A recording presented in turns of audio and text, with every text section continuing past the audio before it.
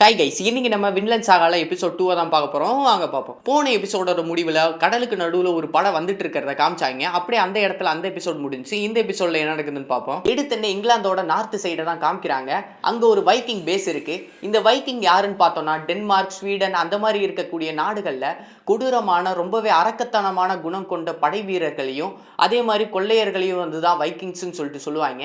வைக்கிங்ஸ்ல ஏகப்பட்ட பிரிவு இருக்கு. அதை நம்ம பின்னாடி பார்ப்போம். இந்த மாதிரி ஒரு வைக்கிங் பேஸ் தான் வந்து காமிச்சிட்டு இருக்காங்க. என்னைக்குமே வைக்கிங் சனிக்கிழமை தான் வந்து குளிப்பாங்க. அன்னைக்கு அது சனிக்கிழமை. இதை வந்து இங்கிலாந்து படை வீரர்கள் ரொம்பவே நல்லா தெரிஞ்சு வச்சிருந்தாங்க. அப்ப இங்கிலாந்து படை வீரன் ஒருத்தவன் வந்து அந்த குளிச்சிட்டு இருக்க வைக்கிங் வீரனை ஈட்டியால மடார்னு குத்திடுறான். பாத்தீங்கன்னா மத்த வைக்கிங் வீரர்கள் என்னடா நடக்குதுன்னு சொல்லிட்டு சுத்தி பார்த்துட்டு இருக்காங்க. அவங்க சுதாரிக்கிறதுக்குள்ளேயும் இங்கிலாந்து படை வீரர்கள் சுத்தி வைக்கிங்ஸை வந்து வளைச்சிட்டாங்க. பாக்குற எல்லாத்தையும் வெட்டி வீசிட்டு இருக்காங்க.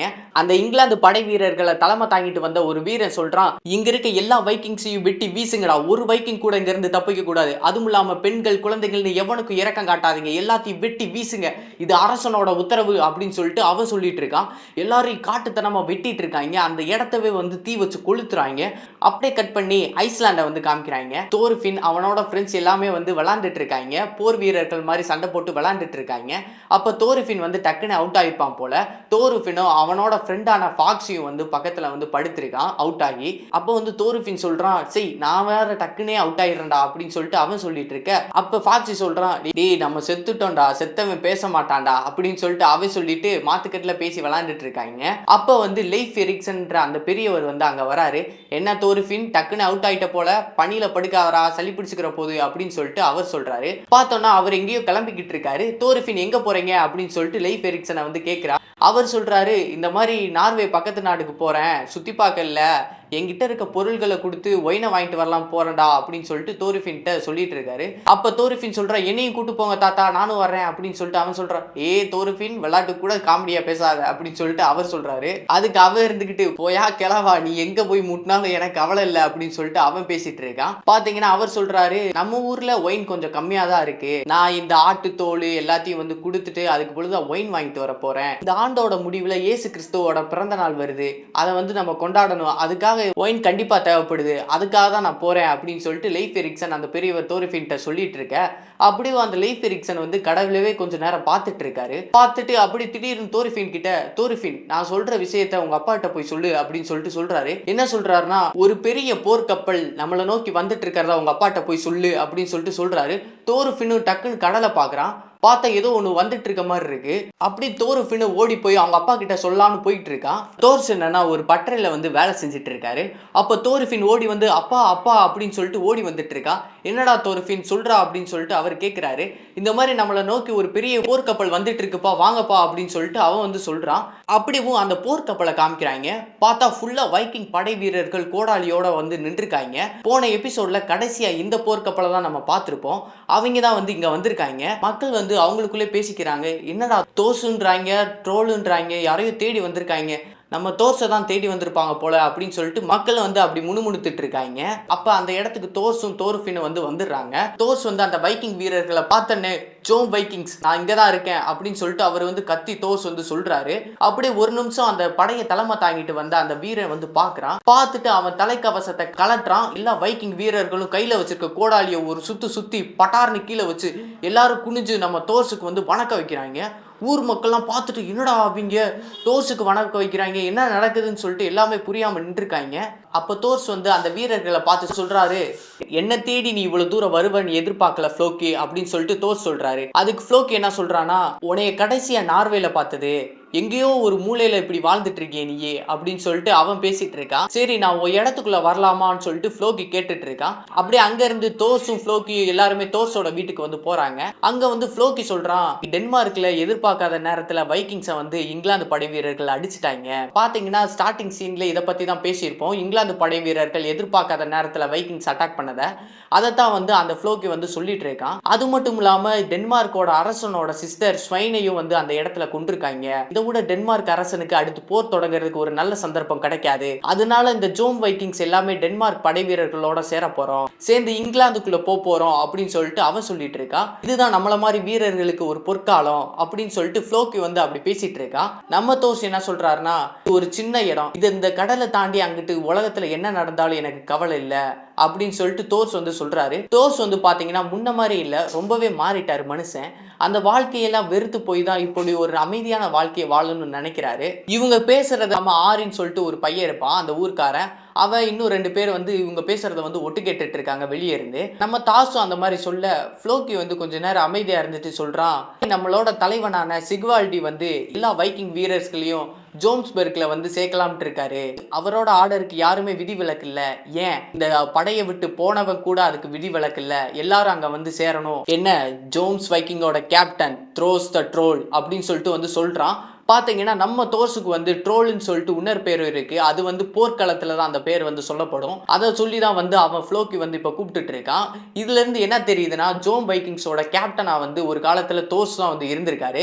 அது மட்டும் இல்லாம என்ன சொல்றானா, நீ வா, 15 வருஷத்துக்கு முன்னாடி நீ வந்து இந்த படையை விட்டு போயிருந்தாலும் லீடர் உன்னைய ரொம்ப எதிர்பார்க்கிறாரு வான்னு சொல்லிட்டு தோர்ஸை வந்து ஃப்ளோக்கி வந்து கூப்பிட்டுட்டு இருக்கான். அதுக்கு வந்து தோர்ஸ் சொல்றாரு, அப்ப இந்த ஒரு விஷயத்துக்காக தான் நீ இவ்வளவு பெரிய படையை திரட்டிட்டு வந்திருக்கியா அப்படின்னு சொல்லிட்டு அவர் வந்து கேட்கிறாரு. உன்னால இங்க கிராம மக்கள் எல்லாம் கொஞ்சம் பயந்துட்டாங்க அப்படின்னு சொல்லிட்டு தோர்ஸ் சொல்ல, அப்படியே ஃப்ளோக்கி சொல்றான், நீ ரொம்பவே மாறிட்ட தோர்ஸ். எது இந்த கிராமம் உன்னைய மாத்திருச்சா, இல்ல இங்க இருக்க பசங்க மக்கள் எல்லாரும் உன்னைய மாத்திட்டாங்களா? இந்த கிராமமும் ரொம்ப அழகா தான் இருக்கு. ஒரு போர் கூட பாத்திருக்க மாட்டாங்கன்னு தெரியுது. இன்ன வரைக்கும் அவங்க பார்க்கல, இனிமேல் எப்படி இருக்கும்னு தெரியாதுன்னு சொல்லிட்டு அப்படி சொல்லிட்டு ஃப்ளோக்கி வந்து தோர்ஸ் வந்து பாக்குறான். தோர்ஸ் வந்து அவன் சொன்னதுக்கு கோவப்பட்டு முறைச்சிட்டு இருக்காரு. அதை பார்த்துட்டு லைட்டா ஃப்ளோக்கி ஒரு நிமிஷம் ஜங்க் ஆயிடுறான். அப்போ ஃப்ளோக்கி வந்து தோர்ஸை பார்த்து சொல்றான், நான் சாதாரண மெசஞ்சர் கிடையாதுன்னு உனக்கே நல்லா தெரியும். என்னோட தலைவனையும் இங்க இருக்க வைக்கிங் வீரர்களையோட மதிப்பையும் வந்து நான் குறைச்சிக்கிறதுக்காக இங்க வரல. இங்க இருந்து நான் வெறும் கையில போக போறது இல்லைன்னு மட்டும் உனக்கு நல்லா தெரியும். அதை நீ புரிஞ்சிருப்பேன்னு நினைக்கிறேன் அப்படின்னு சொல்லிட்டு ஃப்ளோக்கி அந்த மாதிரி சொல்ல, அந்த ஜோம்ஸ் வைக்கிங் வீரர்கள் எல்லாருமே அந்த ஊரை வந்து சுத்தி வளைக்க ஆரம்பிச்சிட்டாங்க. அப்படி இந்த சைடு கடலுக்கு ஓரத்துல லைஃப் எரிக்சனையும் அவங்க கூட வந்து தோரஃபினோ அதே மாதிரி ஆரின்ற அந்த பையனும் வந்து நின்றுருக்காங்க. அப்ப லைஃப் எரிக்சன் என்ன சொல்றாருன்னா, ஜோம் வைக்கிங் நீங்க வந்து வெண்லாண்ட்ற ஒரு நாடுல வந்து ஜோம்ஸ்பெர்க்ன்ற வந்து வாழ்ற படை வீரர்கள்லாம் இந்த ஜோம் வைக்கிங்ஸ். இவங்க ரொம்பவே பலசாலியான ஆளு. எப்படிப்பட்ட பலசாலினா, அந்த வெண்லாண்ட் அரசனை இவங்க கிட்ட டாக்ஸ் வாங்க பயப்படுவான். ஏன் அந்த நார்த்தன் சிஏ இவங்களோட கட்டுப்பாட்டுல தான் இருந்துச்சு சொல்லிட்டு அவர் வந்து அங்க லைஃப் எரிக்சன் ஜோம் வைக்கிங்ஸை பத்தி பெருமையா பேசிட்டு இருக்காரு. அதே மாதிரி நான் எதிர்பார்க்கவே இல்லை, ஜோம் வைக்கிங்ஸ்ல ஒருத்தவனா தான் நம்ம தோர்ஸ் இருப்பான்னு நான் நிச்சயமா எதிர்பார்க்கலன்னு சொல்லிட்டு லைஃப் எரிக்சன் அந்த மாதிரி பேசிட்டு இருக்க, இந்த சைடு படை வீரர்கள் எல்லாம் முற்றுகையிட்டு அந்த கிராமத்தவே சுத்தி வளைச்சிருப்பாங்கல்ல. அப்போ வந்து என்ன நடந்துச்சு, உழுக்க தோர்ஸும் ஃப்ளோக்கி என்ன பேசிக்கிட்டாங்கன்னு தெரியல. ஃப்ளோக்கி வந்து அங்க இருந்து நடந்து வந்துட்டு இருக்கான். எல்லா படை வீரர்களையும் வர சொல்லு, நம்ம கிளம்பணும் அப்படின்னு சொல்லிட்டு சொல்றான். சுத்தி வளைச்சிருக்க படை வீரர்கள் எல்லாம் திரும்ப வர்றாங்க. அப்படியே ஃப்ளோக்கியும் அந்த படை வீரர்களும் போறப்ப ஃப்ளோக்கி வந்து அந்த மக்கள் கிட்ட வந்து பார்த்து சொல்றான், ஜோம்ஸ் வைக்கிங்ஸ்ல இருந்து நான் ஃப்ளோக்கி, இங்க இருக்க மக்கள் எல்லாரும் நல்லா கேட்டுக்கங்க, ஹீரோவான தோர்ஸ் எங்களோட படை வீரர்களோட ஜாயின் பண்ண போறாரு. அதே மாதிரி எங்களோட லீடரான சிகுவால்டி வந்து கண்டிப்பா தோர்ஸ் கூட ஒரு போர்க்கப்பலோட வரணும்னு சொல்லிட்டு சொல்றாரு. அதனால மக்கள் எல்லாரும் உங்க கையில கிடைக்கிற ஆயுதத்தை எல்லாத்தையும் எடுத்துக்கிட்டு தோர்ஸ் கூட சேர்ந்து ஜோம்ஸ்பர்க்கு வந்து சேருங்க, படைக்களத்துல சந்திப்போம் அப்படின்னு சொல்லிட்டு அவர் போறாரு. நம்ம தாரஃபின் வந்து இதை கேட்டுட்டு, என்னது ஹீரோவா எங்க அப்பா அப்படின்னு சொல்லிட்டு அவன் வந்து ஆச்சரியமா பார்த்துட்டு இருக்கான். அப்படியே ஊர் பசங்களாம் இதை கேட்டுட்டு ரொம்ப சந்தோஷப்படுறாங்க. நம்ம போருக்கு போறோம், நம்ம சண்டைக்கு போறோம் அப்படின்னு சொல்லிட்டு கத்தி கூச்சல் போடுறாங்க, சந்தோஷத்துல தவுறாங்க. ஆனா சோகத்துல வந்து நம்ம தோர்ஸ் வந்து ரொம்ப மூஞ்சியை தொங்க போட்டு சோகத்துல வந்து போய்கிட்டு இருக்காரு. அப்ப வந்து தோர்ஸோட வீட்டுல தோர்ஸும் அந்த லைஃப் எரிக்சன்ற அந்த பெரியவர் வந்து பேசிட்டு இருக்காங்க. அப்ப வந்து தோர்ஸ் வந்து சொல்றாரு, என்னால தேவையில்லாம இந்த கிராம மக்களை வேற இதுல இழுத்து விட்டேன், எனக்கு ரொம்ப வருத்தமா இருக்கு. நான் இப்படிதான் அந்த போர் வீரரா இருந்து நான் ஏகப்பட்டதை வந்து நான் மதிப்பு மரியாதையை சம்பாதிச்சிட்டேன். ஆனா திடீர்னு ஒரு நாள் எல்லாமே எனக்கு வெறுத்துருச்சு. நான் யாரையும் கொல்ல பிடிக்கல, எனக்கு நானும் சாக விரும்பல. அதனால போர்க்களத்துல இருந்து நான் செத்த மாதிரி நடிச்சு அங்க இருந்து வந்துட்டேன். என்னை இவங்க கண்டுபிடிப்பாங்கன்னு நான் நிச்சயமா எதிர்பார்க்கல. நான் கடந்த காலத்துல என்ன பண்ணனோ அதுக்கான பலனை நான் அனுபவிக்க வேண்டிய நேரம் வந்துருச்சு நான் நினைக்கிறேன் அப்படின்னு சொல்லிட்டு தோர்ஸ் வந்து சோகமா சந்தோஷமா பேசிட்டு இருக்காரு. அப்படி அங்க இருக்க மக்கள் எல்லாருமே போர்க்கப்பலை வந்து ரெடி பண்ணிட்டு இருக்காங்க. அப்ப அந்த ஆரின்ற பையன் நம்ம லைஃப் எரிக்சன் அந்த பெரியவரை வந்து பாக்குறான். என்ன பெரியவரே, போய் இங்க நார்வேக்கு போகணும்னு சொன்னீங்க, என்ன போகலையா அப்படின்னு சொல்லிட்டு கேட்கிறான். அதுக்கு அந்த பெரியவர் சொல்றாரு, நானும் அந்த கடற்படையில இணைய போறேன்ப்பா, நானும் உங்க கூட தான் வரப்போறேன் அப்படின்னு சொல்லிட்டு அவர் சொல்றாரு. அப்படியா, சரி வாங்க வாங்க வாங்க, உங்களை நான் சுத்தி பாத்துக்கிறேன் யாரும் அடிக்காம அப்படின்னு சொல்லிட்டு ஆரியும் வந்து பேசிட்டு இருக்கான். அவங்க வந்து போறதுல மும்பரமா வந்து தயார் பண்ணிட்டு இருக்காங்க அந்த போர்க்கப்பலை.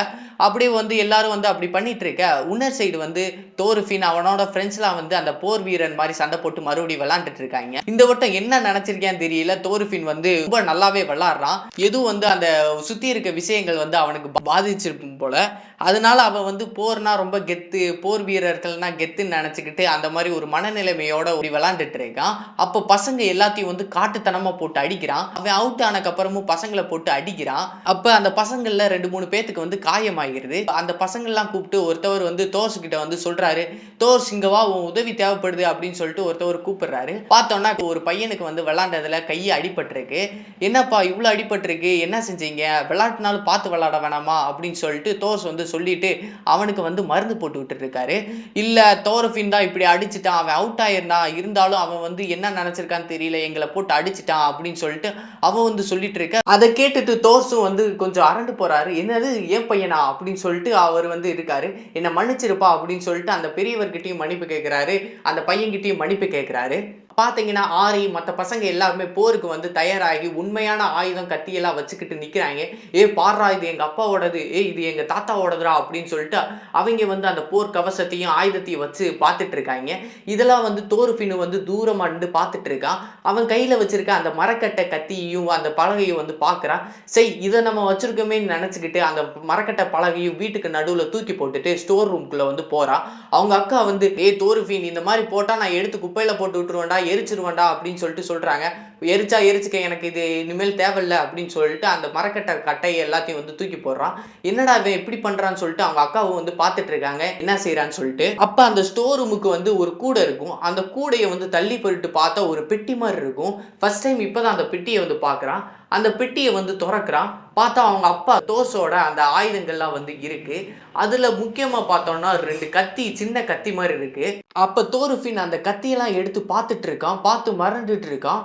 அப்ப வந்து அந்த இடத்துக்கு தார்ஸ் வந்து வராரு. வந்துட்டு அப்படியே டக்குன்னு அவன் கையில வச்சிருக்க கத்தியை வந்து படார்னு பிடிக்கிறாரு. அதுல இருந்து அவர் இறுக்கமா பிடிச்சதுல இருந்து ரத்தம் ஒழுகுது. அப்ப வந்து தோர்ஃபினை பார்த்துட்டு, தோர்ஃபின் உனக்கு கத்தி வேணுமான்னு சொல்லிட்டு கேட்கிறாரு. கத்தி எதுக்குன்னு தெரியுமா, மனிதர்களை கொல்ற ஒரு கருவி, இதை வச்சு நீ யாரை கொல்ல போற அப்படின்னு சொல்லிட்டு தோர்ஸ் வந்து கேட்கிறாரு. உன்னோட எதிரி யாரு அப்படின்னு சொல்லிட்டு கேட்கிறாரு. அதுக்கு தோர்ஃபின் இருந்துகிட்டு இந்த ஹாப்டான் மாதிரி ஆளு அப்படின்னு சொல்லிட்டு அவன் சொல்ல, அதுக்கு தாஸ் வந்து சொல்றாரு, நல்லா கேட்டுக்க தோர்ஃபின், உனக்கு யாருமே எனிமி கிடையாது, இங்க இருக்க யாருக்குமே எனிமி கிடையாது, யாருமே காயப்படணும்னு எந்த அவசியமும் இல்ல அப்படின்னு சொல்லிட்டு தார்ஸ் வந்து தோர்ஃபின்ட்ட சொல்லிட்டு இருக்க. பாத்தீங்கன்னா இந்த ஒரு லைன்ஸை நல்லா நோட் பண்ணி வச்சுக்கோங்க. இந்த லைனை பேஸ் பண்ணி தான் இனிமேல் இருக்க அனிமி ஃபுல்லா போகுது. வின்லேண்ட் சாகாவோட ஃபர்ஸ்ட் ஹீரோ யாருன்னு கேட்டீங்கன்னா நம்ம தார்ஸ் தான். தோர்ஃபின் கூட நெக்ஸ்ட் தான். தார்ஸ் தான் வந்து வின்லேண்ட் சாகாவோட ஒரு மைய கருவே அவர் தான். அப்படியும் தார்ஸும் இந்த மாதிரி சொல்ல, அப்படியே தோர்ஃபின் இதை கேட்டுட்டு, நீங்க பொய் சொல்லாதீங்கப்பா, நீங்க கூட நாளைக்கு எனிமியை அழிக்கிறதுக்காக தானே போறீங்க, அவங்கள போய் எப்படி கொல்லத்தானே போறீங்க, நான் குழந்தையா இருக்கேன்னு சொல்லிட்டு என்னை ஏமாத்தலான்னு பாக்குறீங்களா, போங்கன்னு சொல்லிட்டு அப்படி சொல்லிட்டு அவன் வந்து போயிடுறான் அங்க இருந்து. இந்த தார் சொன்ன அந்த வார்த்தைகளை கேட்டோம்னா நமக்கு ஸ்டார்டிங்ல என்ன சொல்ல வராருன்னு நமக்கும் புரியாம தான் இருக்கும். அனிமியை ஃபுல்லா பார்க்க அது என்ன சொல்ல வருது அந்த கருத்து அப்படின்னு சொல்லிட்டு நமக்கு நல்லா புரிய வரும். சரி, நம்ம எபிசோட தொடருவோம். அப்ப அவர் தோர்ஃபினை நினைச்சு தார்ஸ் வந்து ரொம்ப கவலைப்பட்டுட்டு இருக்காரு. அவர் கையில வந்து ரத்தம் ஒழுகிட்டு இருக்கும். அப்ப அவங்க ஒய்ஃப் ஹெலுகா வந்து வருவாங்க. வந்துட்டு அந்த கத்தியை வாங்கிட்டு அவங்க கையில கட்டு போட்டு விடுவாங்க. அப்ப வந்து தார்ஸ் வந்து சொல்லுவாரு அவங்க ஒய்ஃப் கிட்ட, தோர்ஃபினை நல்லபடியா பாத்துக்க அப்படின்னு சொல்லிட்டு சொல்லுவாரு. அதுக்கு அவங்களும் சரிங்க பாத்துக்கிறேன் அப்படின்னு சொல்லிட்டு அவங்க சொல்லுவாங்க. அப்படியும் அன்னைக்கு காலையில காமிப்பாங்க, நம்ம லைஃப் எரிக்சன் அந்த பெரியவரும் தார்ஸும் வந்து கடல் ஓரமா நின்றுப்பாங்க. அப்ப லைஃப் எரிக்சன் சொல்லுவாரு, இன்னைக்கு காத்து கொஞ்சம் மிதமா இருக்கு, இன்னைக்கு கிளம்புனா சரியா இருக்கும், எல்லாமே கரெக்டா இருக்கு, அமைதியா இருக்கு, கடல் அலைகளும் பெருசா வரல அப்படின்னு சொல்லிட்டு அவர் சொல்லுவாரு. பாத்தீங்கன்னா அன்னைக்கு காலையில கிளம்புறதுக்காக எல்லாரும் ரெடி ஆவாங்க. அப்படியே அங்க இருந்து ஃப்ளோக்கியோட பேஸ தான் வந்து காமிக்கிறாங்க. ஃப்ளோக்கியோட படை வீரர்கள் ஒரு சைடு ஜோம் வைக்கிங்ஸ் நிக்க, உன்ன சைடு வேற புதுசா யாரோ ஒரு படை வீரர்களை வந்து காமிச்சிட்டு இருக்காங்க. இவங்க படை வீரர்கள் சொல்றதை தாண்டி ஒரு கூலி படம்னு சொல்லலாம். இவங்க வந்து கொள்ளையடிப்பாங்க, காசுக்காக வந்து கொலை பண்ணுவாங்க, அந்த மாதிரி ஒரு டீம் தான் வந்து அந்த சைடு வந்து நின்றுட்டு வந்துட்டு இருக்காங்க. அவங்க ரொம்ப அராஜகம் பண்றாங்க. குடிச்சிட்டு ஒரு கிறிஸ்டியன் பாஸ்டரை வந்து ஏதோ ஒரு இதுல கட்டி போட்டுக்கிட்டு அவர் தலைக்கு வந்து குறி வச்சு கோடாலையை விட்டு எரிஞ்சுக்கிட்டு இருக்காங்க. அப்படியே இந்த சைடு ஃப்ளோக்கி வந்து ஒரு ஆளை வந்து பாக்குறான். அவன் பேரு வந்து ஆஸ்லாட். அப்ப ஃப்ளோக்கி வந்து ஆஸ்லாட் சொல்றான், என்ன உன்னோட டீமுக்கு ஒரு மரியாதையே தெரியல அப்படின்னு சொல்லிட்டு அவன் சொல்லுவான்.